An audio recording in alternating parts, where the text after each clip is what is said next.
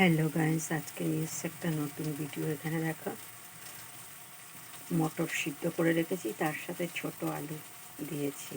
মটর দিয়ে ছোট আলু দিয়ে দম করব। আর এখানে দেখো মশলা কষানো হয়ে গেছে।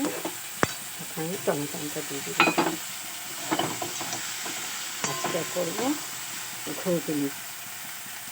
তার জন্য দেখো এমনিতে দেখেছো শুধু মটরের ঘুগনি করি, আজকে ছোট আলু দিয়ে মটরের ঘুগনি করব। মশলাটা কষা হয়ে গেলে এই মটরটা দিয়ে দেবো। দেখো মশলাটা কষানো হয়ে গেছে, এখন ঘুগনির মটরগুলো আমি দিয়ে দিলাম। ঘুগনিটা কষানো হয়ে গেছে।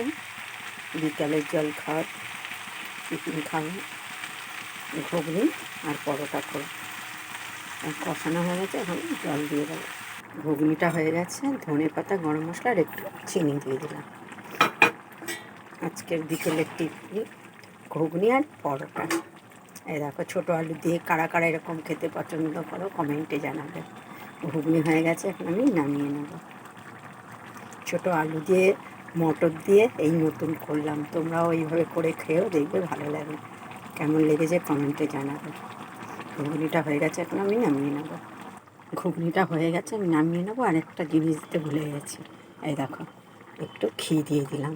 ঘিটা দিলে কি ঘুগনিটা একটু টেস্ট লাগে। তোমরাও করে খেয়ে এইভাবে দেখবে ভালো লাগবে। ঘুগনিটা হয়ে গেছে, এখন আমি নামিয়ে নিই। ঘুগনিটা হয়ে গেছে, আমি নামিয়ে নিয়েছি। তোমরাও এরকম ছোটো আলু দিয়ে আর মটর দিয়ে ঘুগনি করে খাবে, দেখবে ভালো লাগবে। কেমন লেগেছে কমেন্টে জানিও। আজকের বিকেলের টিফিন হলো ঘুগনি। কমেন্টে জানিও আর একটু শেয়ার করে দিও। দেখতে দারুণ লাগছে কিন্তু।